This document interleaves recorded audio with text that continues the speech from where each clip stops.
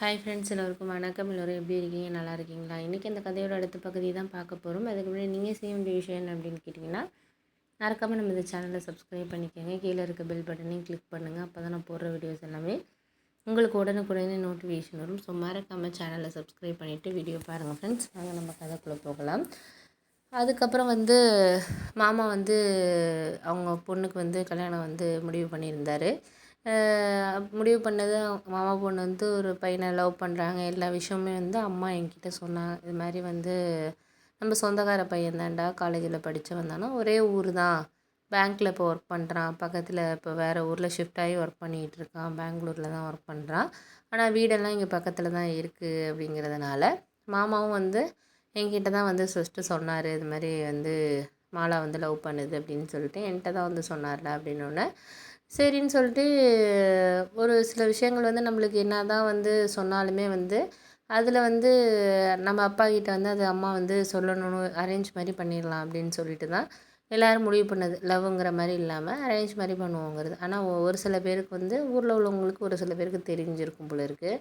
அதில் அப்பாவோட ஃப்ரெண்டு ஒருத்தர் எங்கள் மாமா வீட்டுக்கு பக்கத்தில் தான், அவர் தான் எல்லா இன்ஃபர்மேஷனும் எங்கள் மாமா வீட்டில் என்ன நடக்குது, என்ன இது பண்ணுறாங்க அப்படின்னு சொல்லிட்டு இங்கே எல்லா இன்ஃபர்மேஷனும் அவர் தான் கொடுப்பாருன்ட்டு நானும் நினச்சேன், அம்மாவும் நினைப்பேன். அதான் உண்மை. ஏன்னா வேறு யாரும் எங்கள் ரிலேட்டிவ்லாம் இவருக்கும் இவருக்கும் உள்ள பிரச்சனையினால் எந்த விஷயத்தையும் சொல்ல மாட்டாங்க. இவரும் அதிகமாக யாருக்கும் ஃபோன் பண்ண மாட்டார். ஆனால் இவரோட ஃப்ரெண்டு படித்தவருங்கிறதுனால அவர் எங்கள் மாமா வீட்டுக்கு 2 வீடு தள்ளி இருக்கார். அவர் ஒய்ஃப் எங்கள் மாமா வீட்டுக்கெல்லாம் அவங்க மாடு வச்சுருக்கனால பால் இதெல்லாம் கொடுக்க போவாங்க. அப்படி போகிறப்ப என்னென்ன விஷயம் நடக்குதோ அதெல்லாம் அவங்க ஒய்ஃப் சொல்கிறது. அவர் ஒரு வாரத்துக்கு ஒரு தடவை ஃபோன் பண்ணி பேசிக்குவாங்க. 2, 3 தடவை நானே பார்த்துருக்கேன். அவர் நம்பர்லேருந்து ஃபோன் வந்துச்சுன்னா எடுத்துக்கிட்டு மாடிக்கு போயிடுவார். எதுவுமே இங்கே பேச மாட்டார். மாடிக்கு போய் மாடியில் இருக்க ரூமில் போய் பேசிகிட்டு இருப்பார். கேட்டால் அம்மா ஏதாச்சும் கேட்டாங்கன்னா, ஏன் இப்படி பண்ணுறீங்க, என்ன அப்படி என்ன பர்சனலாக பேச போகிறீங்க, இங்கே கீழே பேசாமல் மேலே எடுத்துகிட்டு போயிடுறீங்களே, என்ன விஷயம்லாம் கேட்டதுக்கு நான் என் ஃப்ரெண்டுக்கிட்ட ஏதாச்சும் பேசுவேன், ஏதாச்சும் இது பண்ணுவேன். அதே இதுக்கு நீங்கள் கேட்குறீங்க, நீங்கள் இப்போ போகிற இடம் வர இடம்லாமா நான் கேட்டுட்ருக்கேன் அப்படின்னு சொல்லிட்டு ஏதாச்சும் சொல்லுவாருன்னே அம்மா 2, 3 தடவை. ஆனால் இவர் தான் மாமா வீட்டில் நடக்கிற விஷயங்கள், மாமாவுக்கு உடம்பு முடியாமல் போகிறது, இதெல்லாம் இடையில என்னென்ன பிரச்சனை நடக்குதோ எல்லாத்தையும் இவங்க தான் சொல்கிறதுங்கிறது அம்மாவுக்கு தெரியும். இருந்தாலும் ஒரு ஊருக்காரவங்கிறதுனால நம்ம எதுவும் பக்கத்தில் இருக்கிறாங்கங்கிறனால எதுவும் அவரை கேட்க முடியாது. இப்போ இவர் கேட்குற வாசி தான் அவர் சொல்கிறாரு, இல்லைன்னா அவராக ஃபோன் பண்ணி சொல்ல மாட்டார்.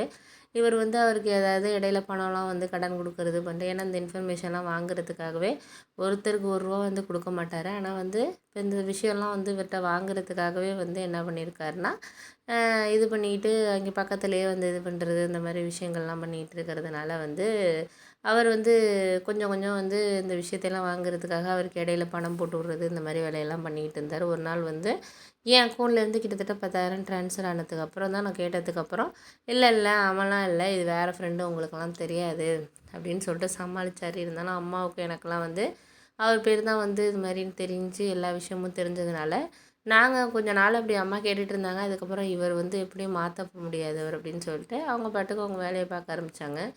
இப்போ மாமா பொண்ணு லவ் பண்ணி தான் இது பண்ணுறதுங்கிறது எப்படியோ அவருக்கு இன்ஃபர்மேஷன் தெரிஞ்சிச்சு. அம்மா சாப்பிட்டுட்டு இருக்கப்போ இது மாதிரி மாலாவுக்கு கல்யாணம் பண்ணுறதுக்கு முடிவு பண்ணியிருக்காங்க அப்படின்னோடனே உடனே இவர் டக்குன்னு கேட்டார், என்ன லவ் மேரேஜ் தானே, எல்லா விஷயமும் எனக்கு தெரியும் அப்படிங்கிற மாதிரி. உங்கள் அண்ணன் மற்றவங்களுக்கெல்லாம் உபதேசம் பண்ணுவான், இப்போ மட்டும் அவன் பொண்ணுக்குன்னோன்னா அரேஞ்ச் மாதிரி பண்ணுறானா அப்படி இப்படின்னு சொல்லிட்டு அவர் சொன்னார். உடனே நான் உடனே சொன்னேன், அது அவங்க இஷ்டம்ப்பா, அவங்க பொண்ணு அவங்க ஏதாச்சும் கல்யாணம் பண்ணி கொடுக்குறாங்க, ஏதாச்சும் பண்ணுறாங்க, அது நமக்கு தேவையில்லை. கூப்பிட்டாங்கன்னா நம்ம போகிறோம், அவ்வளோதான். அது நீங்கள் வருவீங்களா வரமாட்டிங்களான்னு எனக்கு தெரியாது அப்படின்னு. நான் ஏன் வரப்போகிறேன், என்னை மதிக்காமல் இது பண்ணுறவங்க வீட்டுக்கு நீங்கள் போவீங்க, உங்கள் அம்மாவுக்கு அண்ணன் தான் முக்கியம், நான்லாம் முக்கியம் இல்லை அப்படி இப்படின்னு சொல்லிட்டு பேசிகிட்டு இருந்தார். ஆனால் எதுவும் நான் அம்மா பேசலை, அமைதியாகவே நின்றுட்டு இருந்தாங்க. ஆனால் அவங்க முகத்தில் ஒரு சோகங்கிறது தெரிஞ்சது, எனக்கு தெரிஞ்சிச்சு. இவர் பேசிட்டு போயிட்டார். பேசிட்டு போனதுக்கு அப்புறம் என்னாச்சுன்னு பார்த்தீங்கன்னா, ஒரு 2, 3 நாளைக்கு அப்புறம் மாமா ஊர்லேருந்து வந்தார். வந்ததுக்கப்புறம் இவர் ஆஃபீஸ் போனதுக்கப்புறம் தான் வந்தார். ஏன்னா இவர் இருப்பார் காலையிலன்ட்டு 10 மணிக்கு மேலே வந்தார். வந்ததுக்கப்புறம் அம்மாவுக்கு ஃபோன் பண்ணாமே மாமா கிளம்பி வந்ததுனால அம்மா என்ன இவ்வளோ இதாக என்ன சொல்லாமல் வந்திருக்க அப்படின்னு சொல்லிட்டு அப்புறம் அவசர அவசரமாக என்னை போயிட்டு, நான் அன்றைக்கி ஆஃபீஸ் எனக்கு லீவு தான் இது பண்ணியிருந்தாங்க. ஏன்னா மீட்டிங் மறுநாள்லேருந்து இருக்கிறதுனால அன்றைக்கி ஒரு நாள் லீவ் எடுத்துக்க சொல்லி சொன்னதுனால நான் அப்புறம் போயிட்டு மாமாவுக்கு சாப்பிட்றதுக்கு எல்லாமே சமைக்கிறதுக்கு எல்லாம் வாங்கிட்டு வந்தேன்.